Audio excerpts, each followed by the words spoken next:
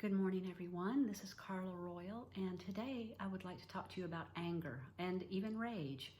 So I had a client who reached out to me yesterday saying that he was enraged and he wanted to know how to snap out of it. He had a teammate who had done something, I don't even know what, that had pushed his buttons. And then a friend of mine was talking about her anger and how she was tired of being angry all the time. So I thought I would address that in today's very short, scratching the surface video. Nevertheless, the ideas that I do present in these short videos can actually be life-changing if you play with them enough. So I told my client when I responded to him about his rage that I did not know of a way to necessarily snap out of it. It's not to say that can't happen and doesn't happen. Of course it can and does happen, but I don't know how to make it happen. What I do know is that when you shift your attention, your focus a bit, oftentimes that will help you snap out of it. And if it doesn't help you snap out of it, what it can do is help you loosen your hold on the rage or the anger so that in its own time it can move along. So you could think of it like this.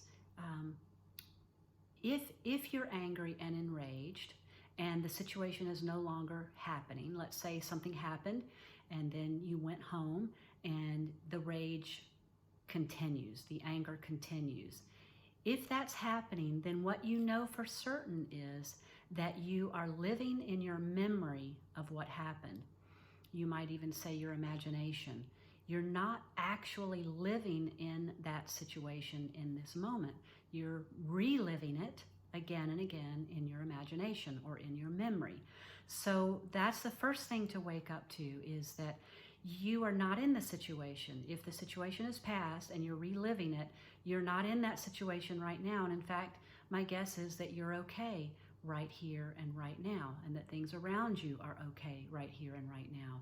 So the idea is that if you are continuing in the anger after the situation is over, then you can wake up to how you're living in your memory and not in the present moment. It's a dead giveaway, in fact, that you are not firmly planted in this present moment. So that's the first thing to wake up to. Once you wake up to that, you can bring yourself back into the present moment. You can look around you and see what is currently your reality. So right now, I'm sitting on this couch, this leather couch. My dog is right beside me, Pedro. My feet are up on the table in front of me. I can hear some yard work going on outside. I can hear the refrigerator running a little bit. I can smell Pedro, who just had a bath, and he smells very fresh. I can feel the leather and how it feels under my hand. Now, as I do those things and I bring my five senses, my attention to my five senses and what they're experiencing, then now I'm starting to get firmly planted in this present moment, and I can see I'm okay. And what that can do for you is just help loosen that rage or that anger's grip. And it will then be able to, in its own time, to move along. So one of the things I said in one of last week's video, I don't remember which one, that seemed to really resonate with people was you don't have to take up residence in any emotion. You don't have to take up residence there. So what I mean by that is an emotion in and of itself is just not a problem. What if you understood, what if you knew in the depths of your being that anger and rage or any other emotion in and of itself is not a problem? Because what happens is when we get caught up in an emotion, we start to decide that it's a problem. And when we decide it's a problem, we start to judge it, we start to analyze it. And what happens then is that's our way, if you will, of moving into it, of taking up residence there. And you don't have to do that. You don't have to judge it. You don't have to analyze it. What's needed in that moment is to leave it alone. Leave the anger alone. You don't have to keep bringing up your memories about it. You don't have to keep creating stories about it. You don't have to keep judging. You don't have to keep analyzing. You could just wake up that you are not in the present moment. And as you do that and you leave that emotion alone, it will move through you. What we know from, I think it's from neuroscience, is that if you leave an emotion alone, it burns out in about 90 seconds. It burns out. The emotion burns out in about 90 seconds if you leave it alone.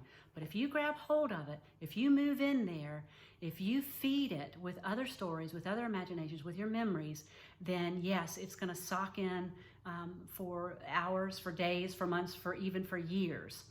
And so I want to invite you today to bring your attention back into the present moment, to shift your focus away from the stories about your anger, away from the memories about your anger, to the present moment where you are just fine.